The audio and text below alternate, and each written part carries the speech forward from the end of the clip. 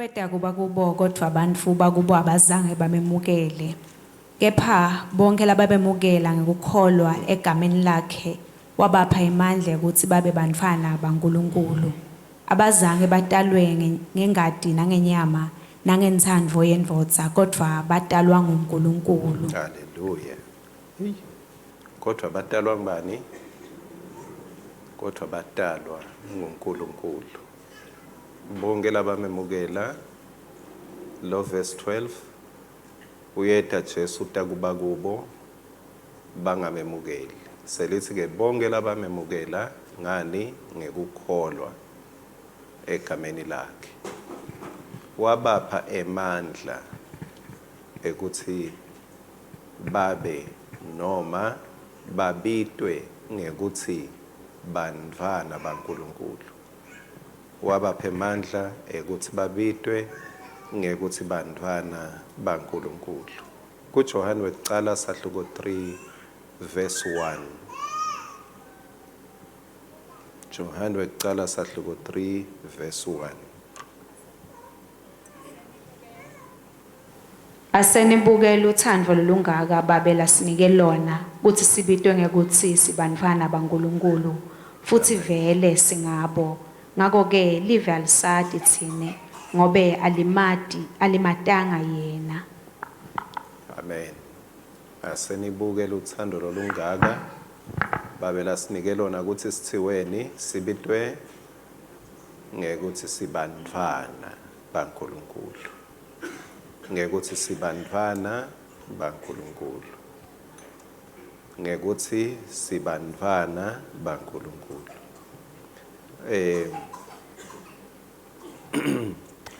Kukhona lengoma ke lethi keniphe uthando lwakhe asinike lonuyise sesithiwe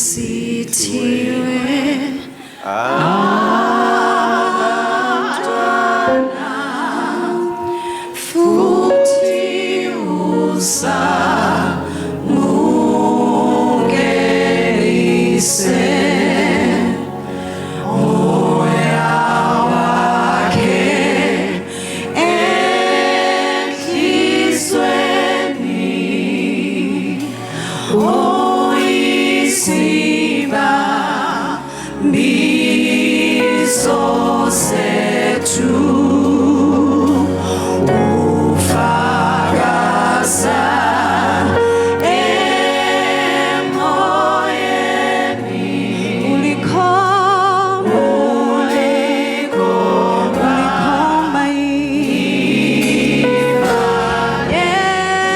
yekumusa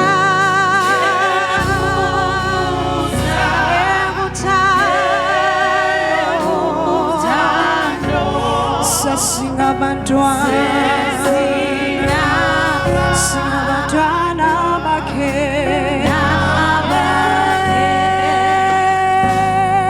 yemusa yekuthando senziwe siyaba izindra zakhe.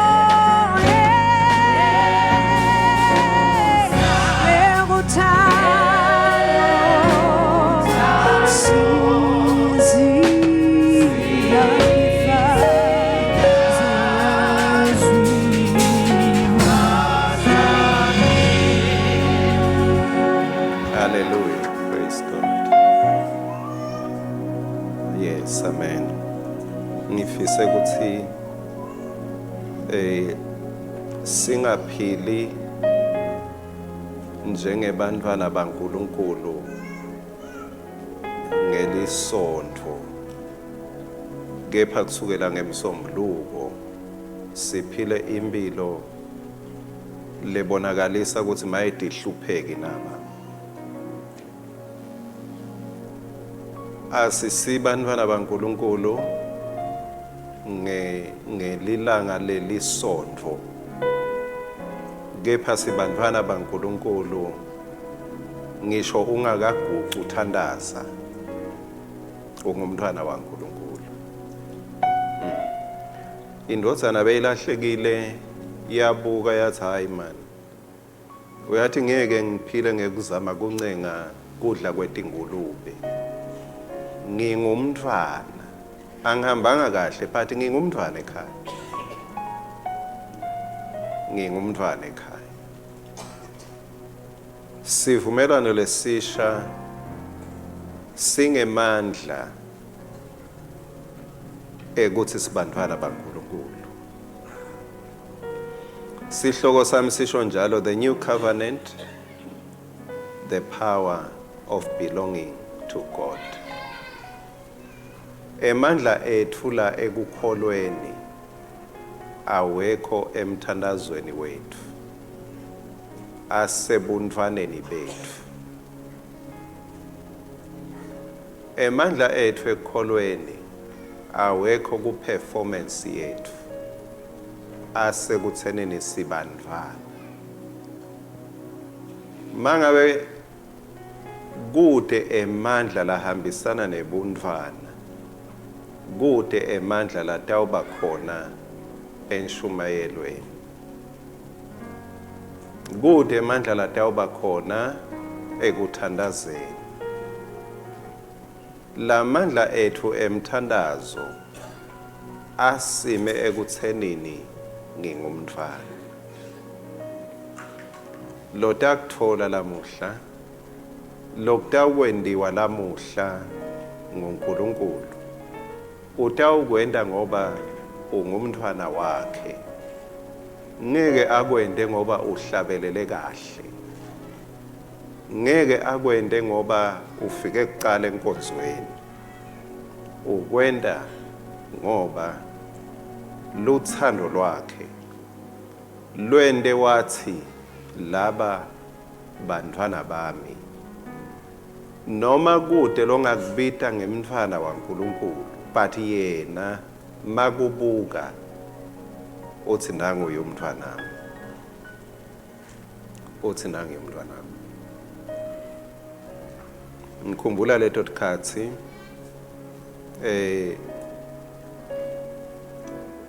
uma sisethe inkonzweni emicimbini, make bekavame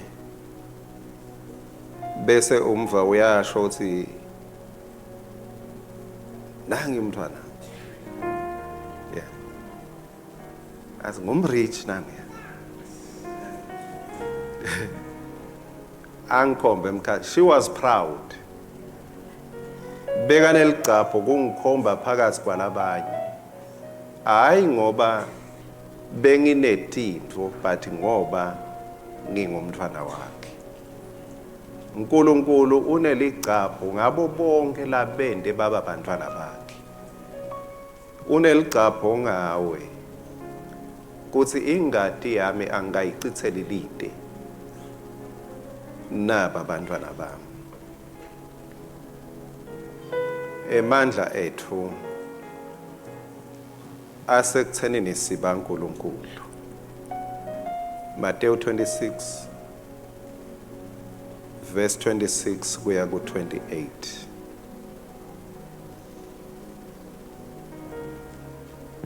Bathi basadla Jesu wathatha sinkwa, wasibusisa, wasihlephula, wasinika abafundi wathi, thathani nidle, lokhu ngumtimba wami.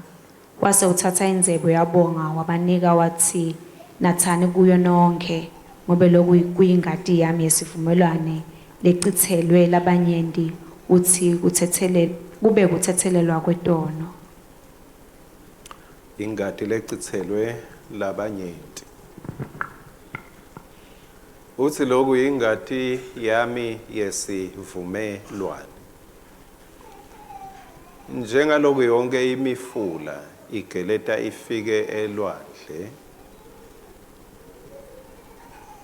yonke inkulumo eBhayibhelini ihambe icithe esivumelwaneni lesisha lasendile Jesu ngengadi yakhe asenda nababenkulunkulu endela thine.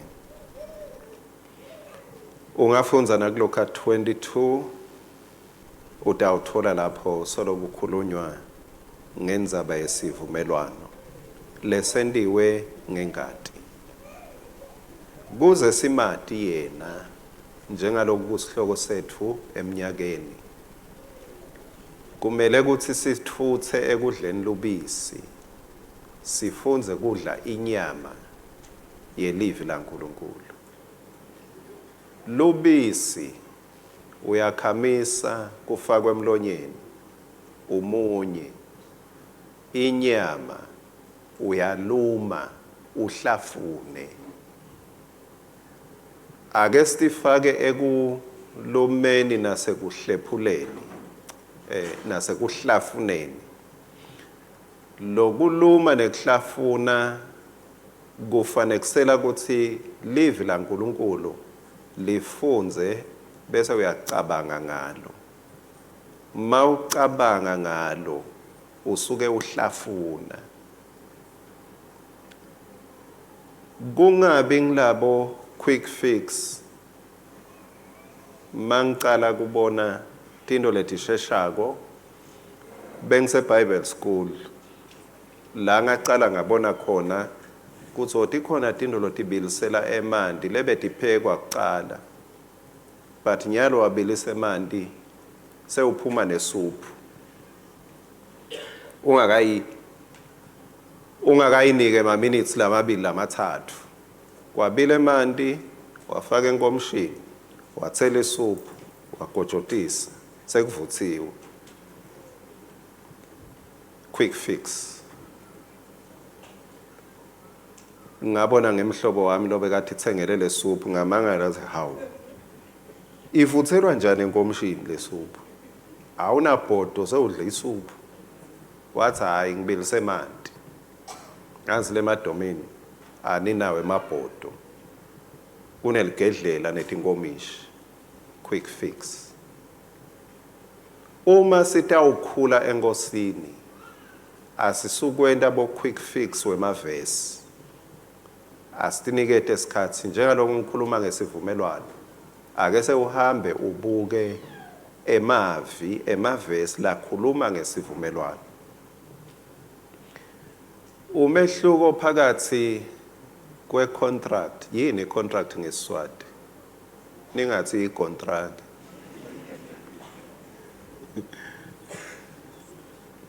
Ngibani lo ngangihomshela? Angiva? Sivumelwano sesikhashana. Maye selithe ngeSiswati, sivumelwano sesikhashana. But nje kuyawakha lo mehluko. Ngalokuthi masikhuluma ngecovenant nalapho sikhuluma ngesivumelwano. Ake ngiphinze ngengede ukuthi i-contract sivumelwano lesingephuka, lesingancamuka anytime. But i-covenant sivumelwano lesingaphuki nalesingeke sincamuke nalesingeke sishintshe. That's a covenant. I-contract ngabekisa ngenkukhu yemacanza. Inkukhu yemacanza usuke vele uyithengele emacanza. Mayingazakunike emacanza kungenteka bese uyayithengisa. Noma uyihlabe ngoba ayisakuniki lokhu boyithengele kona emacanza.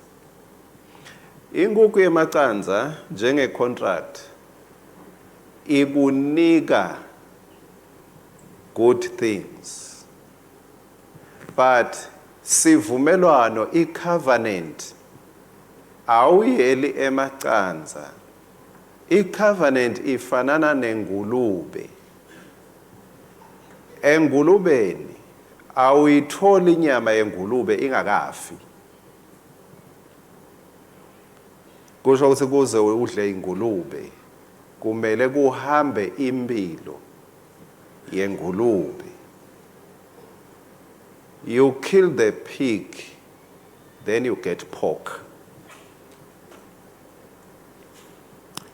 Nawe kumbe uke waye esitolo ngisengabona la kubhalwe khona ukuthi meat of pig babese bathi pork, kusho ukuthi ngafi bese iyashintsha. Thank God vele mina ngidla ingulube ngidla pork. Ngidla pork. Sivumelwano, i-covenant ihluke ngaloko kuthi awutholi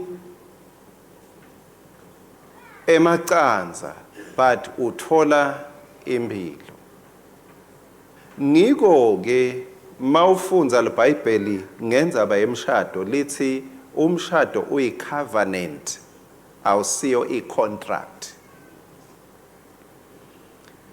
Kepha ke kuphila emhlabeni lesiphila kuwo kulula ukuthi ikakhulu kulamalanga lesiphila kuwo umshado sekwaba yi-contract akusesiyi covenant. But kuze sikhanze nje bantu bathandzana bathathene bogogo nabomkhulu bebaphila under covenant noma bebangadi singisi sethu, but it was a covenant, not a contract.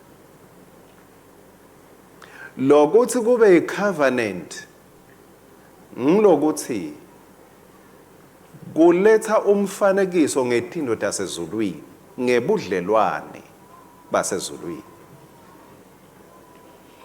Lo budlelwane lobubangela ukuthi siphile ngekucabangelana leni ngoba sikulo budlelwane kuze sehlukaniswe kufa. So ngiko ke lokho lokubangela ukuthi mangabe kukhona lokudzingekako la kulobudlelwane angikulethe angikwende leni ngoba kude umnyango. Ngibekusele labathathene ngalesihlanu kuthi kufanana nekungena lapha kulethi indzawo demakhata labangifanekisela ngayo lenye ibutchery kungena umuntu gane lo mnyango wale cold room uthi ungangena khona mawungakaciphi ungakafaki lutho lapha ukuthi kungavaleki wangena kwavaleka nawe sewutawuba inyama, nawe sewuyawuphuma uayisile ngoba kude indlela yekuvula mase ungekhathi. Budlelwane enkulunkulu langene kubo nathi, budlelwane la athi khona sengene ebudlelwaneni nani sekude longavula umnyango ukuthi sewuyaphuma. It's a covenant.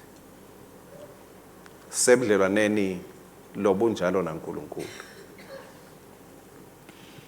Ku covenant we exchange commitment. Ku contract we exchange goods. Ku contract sita kuNkulunkulu silandze tintfo tetfu. Ku covenant sita kuNkulunkulu sithole impilo. kuNkulunkulu ku covenant simnika impilo yethu naye usinika impilo yakhe. Ku contract sicosha tintfo tethu kuNkulunkulu. Ku covenant sithi noma kude tintfo uNkulunkulu ngiwakho uwami.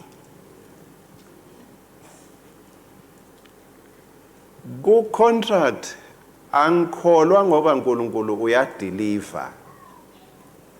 Ngikholwa ngoba uNkulunkulu uyangithanza. Ngingewakhe, usho njalo umbhalo. Mawufuna ukukholwa lokucinile, lokutawukwenda uhlala ngumntwana waNkulunkulu kuwo onke ama-season. Dicabange ukuthi uwaNkulunkulu awusiwe tintfo taNkulunkulu. Lokutakuphatha kahle ekholweni akusiko ukuthola tintfo takho kuNkulunkulu. Lokutakuphatha kahle ekholweni ukuthi uwaNkulunkulu.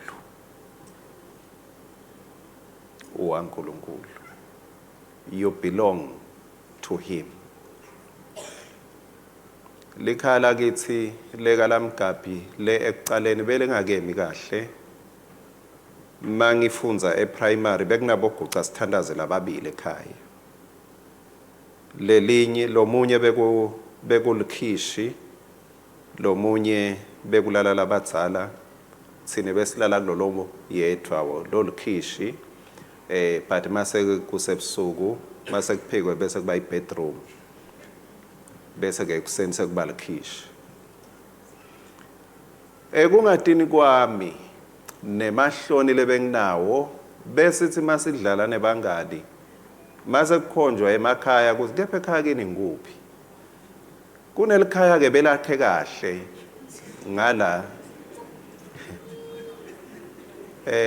ngoba lo babe wakhona bekangisoma business bafulele kunetindlu letipendiwe gani guca sithandaze akapende abekangapendwa ke ngisho njalo ngeke ngibathi nyana la besilungu. So bengiyevele ngoba bengenza khona vele mangiyekhaya. So bengiyengithi ekhaya nakuya ngoba ngiyathi sitawehlukana ngingakenci. So ngibakhombe lelingcono lelikhala elingcono ngoba benginemahloni ngalela kithi. But ngene lakhula ngangabi nemahloni ukuthi I belong to that home. Ebudlelwaneni I belong there noma ngabe kuboguca sithandaze ezulwini but ngingumntwana sezulwini. I belong. Kuthi babe wami akakhona ukunginika le ngingakuthanza mine ngibabe wami. Permanent. Hayi ngeperformance yakhe but ngekuthi ungibabe wami. Lithi lelivi bukani luthando lolungakala siphe lona kuthi sibitwe ngekuthi sibantwana bakhe. Sibantwana bakhe. Lokho kusho ukuthi masikholwa singena ku permanent relationship. Wekuthi singemadvodzana nemadvodzakati hayi ukuthi sidisebenzi. Leni sisebenzi nani nonke lenisebenzako niyathi ukuthi mawusisebenzi unema limits. Ngeke umphathi wakho bese uthi ngoba ungumphathi wami ngicela kuya ekhaya lakho. Mawufika ekhaya emphathi nango wena sowutelula efrijini uyovula. Uyawufuna ukuthi udlani uthathe bojuice bemphathi. Nango sowushona ekamelweni lemphathi. Ema privileges akho mancane mawusisebenzi. Livi la uNkulunkulu lithi thine sibantwana asisitho tisebenzi. Siba ndvana baNkulunkulu. Sikuleso sivumelwano. La kuba seGalatia sahluko 3 verse 26 kuya ku 29. Ngakho ke nonke ningemadvodzana uNkulunkulu ngekukholwa ngoKristu Jesu. Ningemadvodzana ngani? Ningemadvodzana nemadvodzakati nibangwa yini? Kukholwa. Kukholwa Thank you Jesus. Mawususa Kristu kude. Kepha ngaKristu singemadodana. Yes, liyachubeka. Nini nonke nabhajatiselwa kuKristu, ngako-ke senembethe Kristu. Kude umJuda nemGreki, kude sigcili nalokhululekile, kude lomfuna nalomsikati, nonke nimunye kuKristu Jesu. Yes. Nangabe-ke niba Kristu, niyindalelwana ya Abrahama, nitindlalifa ngekwesethembiso. Mangabe liba Kristu niyini? Yebo class nibona litsini iBhayibheli. Niyini? Niyindalelwane yabani? Futhi nidindlalifa ngani? Ngekwesethembiso. Nidindlalifa ngekwesethembiso. Niyindalelwane ya Abraham. Nibantwana. Encwadini yaLuka sahluko 13 ngicela ke kwenda lesibonelo bese sifika ekugcineni. Luka sahluko 13 verse 10 kuya ku verse 16. Ngalelinye lisabatha Jesu abefundzisa esinagogeni. Khona lapho bekunemfati labenemoya lomubi lowase umgulise iminyaka lelishumi nesiphohlongo. Abesagobene angasakwadi nekuhamba eme aconze athi tfi. Lo mfati kukhona tintfo labengasakwati kutenda.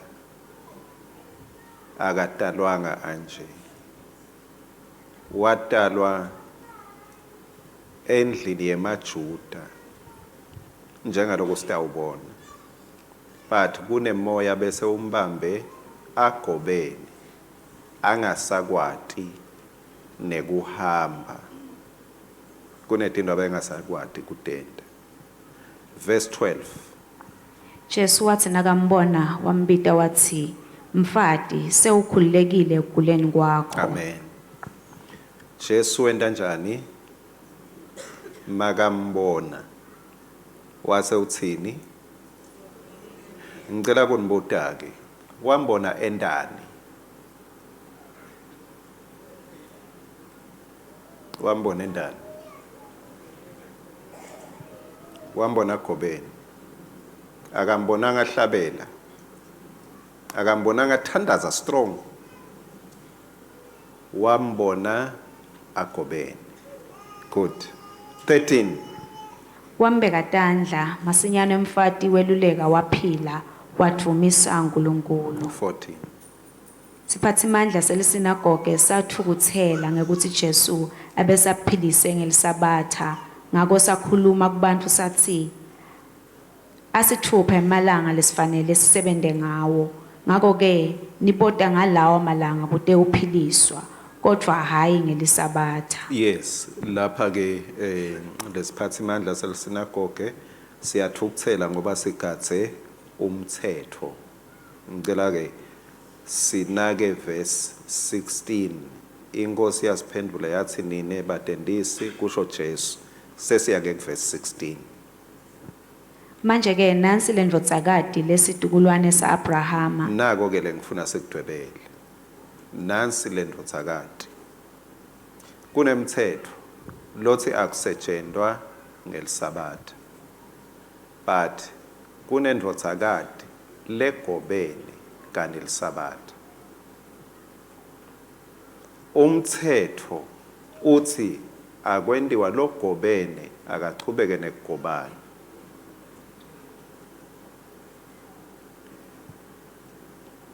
Kepha nyalo Jesu akachamuki ngemthetho. Akasho Jesu ukuthi hayi lo mfati ugcinile umthetho. Uthi Jesu lo yindvodzakati ya Abraham.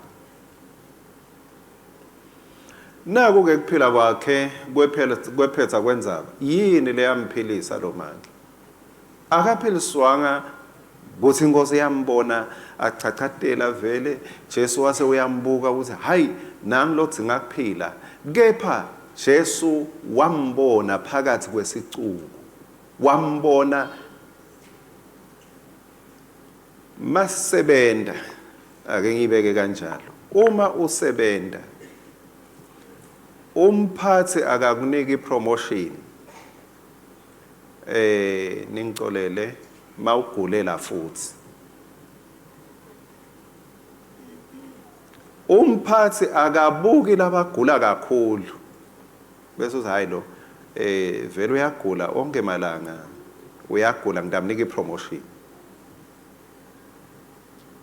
mangabe umsombuluko awukho emsebenzini ulovile uyagula uyeda lesibili siyathi kugula bazalwane so awukutsheli ukuthi udawugula nini so ugule ngemsombuluko uphile ngalesibili ugule ngalesithathu uphile ngalesine ugule ngalesihlanu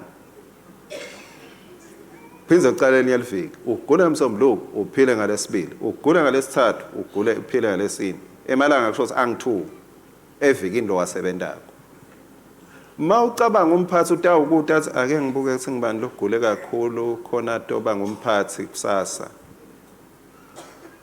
lokugula emsebentini it becomes a weak point for your promotion kwenda ungacatshangwa kakhulu hayi ngoba uyenyanywa but kumbe babona lesimo sakho ukuthi funa bakwethwese umthwalo longeke ukhone kwethwala kubukwa your strength emsebentini kuthi uyakhona yini emsebentini kubukwa iperformance yakho kubukwa how good you are kusemsebentini but ekhaya emndenini awubangelwa buhle bakho kuthi utawuthola tindvo kuthi ufika ngesikhathi ekhaya ufike ngabani lamhla ngifike nga 5:05 kanti bekumele ufike nga5 ngeke udle lamhla uvuke ngabani ngivuke nga 6:15 kanti bekumele uvuke nga6 ngeke usithole esikhaftini ekhaya akudetermine iperformance yakho ukuthi uthola ini kudetermine ukuthi uwakhona mawungasasithola esikhaftini la khaya so udasithola kuphi it's not your performance that counts it's your belonging that counts ngulokuthi ungumntwana wala khaya uthi ke Jesu lo mfati lo bekagobene ugobene nje ungumntwana wa Abraham njengoba angumntwana hayi ngoba uhlabele kahle but ngoba ungumntwana wala ufanele kuthola inkululeko ligama lenkosi kaNdibonga uthi Jesu inkululeko tindvo letinhle debantwana hayi laba performa kahle singakalelana ke thine kuthi hayi mangabe usemthandazweni ikakhulu umthandazo lomudze busuku bonke ngeke ngiko bakwada vele bashumayeli kuleyo mthandazo ukuthi uye emthandazweni ebusuku bonke but uhletha uthandaza utofunani ngani angithi kuthiwe i-all night prayer noma i-all night noma whole night all night prayer but wena udelekto ohlala busuku bonke kanti kuthiwe kutothandazwa bese ke kumbe sebathi uthi utawutholani mawuhlethi ungathandazi kanti kuyathandazwa la ekukholweni asitholi ngoba sikhona ekuthandaza ubusuku bonke sithola ngoba sibantwana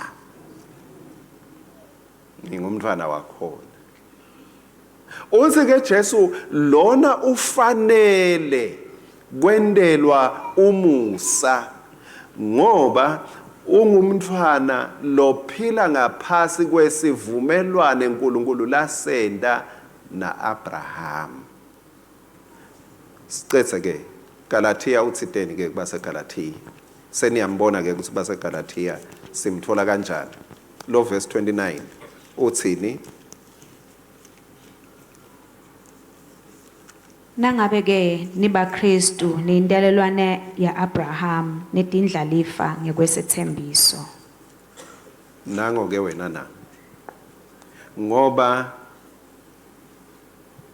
nangabe ke niba Kristu, because or if or since you belong to Christ, therefore niyindalelwane ya Abraham. Kusho ukuthi wena nami lamuhla sifanana ncamashi nanangiyamake nangiya.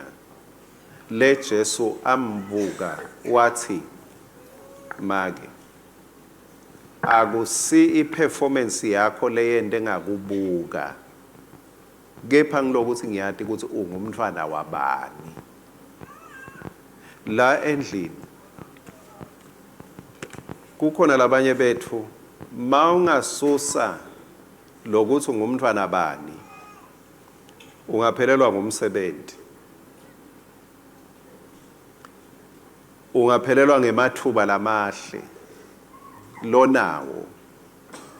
Labanye kumbe bathole umsebenzi ngekuthi ufundzile uqualifyile, but kukhona labanye labathi mabachamuka bathi ungubani wena?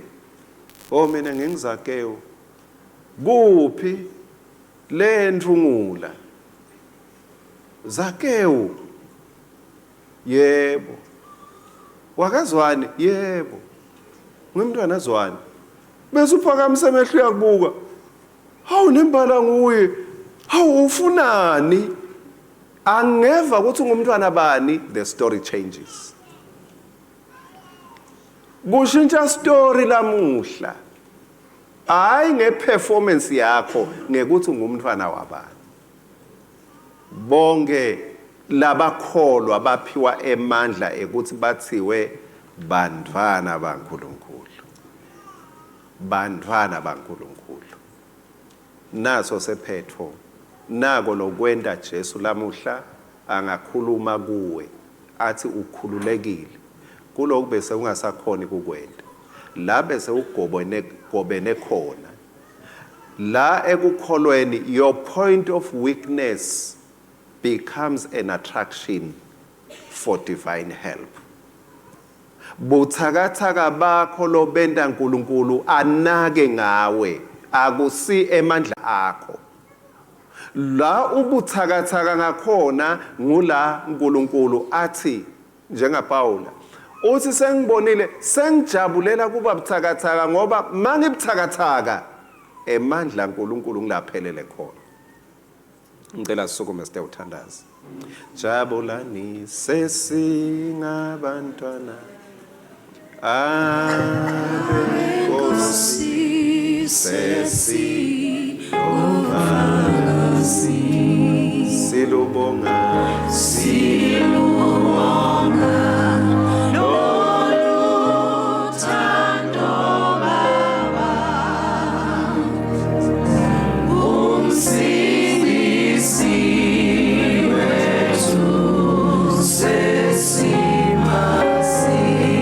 Silubonga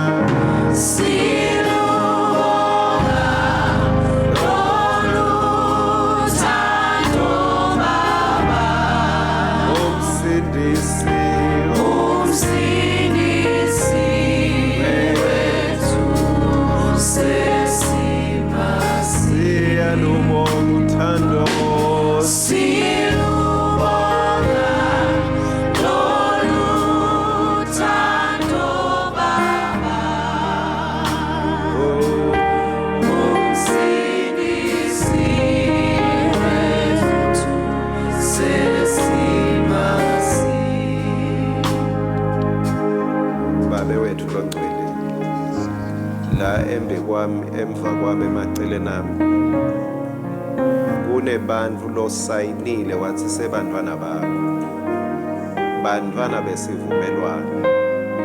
Kukhona Nkosi labagobeni, kukhona labangasakhoni kwenta lokuthile, kepha Nkosi bete kulomhlangano liso lakho liyababona. Hallelujah, thank you Jesus. Nami Nkosi ngicela ukuthi lelivi lo walikhuluma libe ngilelitawuphila nyalo.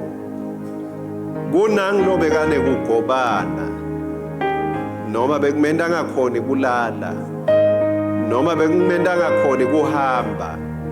noma bekumenda ngakhona ukukhuluma noma bekumenda ngakhona ukusebenta sengithi ngelibito la Jesu wena ndvodzakati nawe ndvodzana ya Abraham ngekwesethembiso nangekwesivumelwano ukhululekile. Thank you Jesus. Ukhululekile ngenxa yokuthi usesivumelwaneni. Ukhululekile. Ukhululekile. Kuthula kwaNkulunkulu okwedlula kuconza konke. Akubuse indzawo, thathe indzawo. Ngiyala umoya lebe ubangele ukuthi ugobane for all these years and all these days. Ngithi wena moya lebe ubambe kuthi lempilo ingabe ngileconzile ngithi ngelibito la Jesu I rebuke you evil spirit. Loose your hold in the name of Jesus. Buqhume imisipha lebe ibophekile for all these years. Semukela inkululeko lo wathi mawufa wathi Nkosi kuphelele. Semukela inkululeko lelithi livi lakho uma indodzana inikhulula ngilabakhululekile impela. Hamba kule nkululeko lengabangwa ukuthi uthandaze kanganani lebangwa ukuthi ungumfana lo sesivumelwaneni. We bless his name. Let us give him praise in the name of Jesus.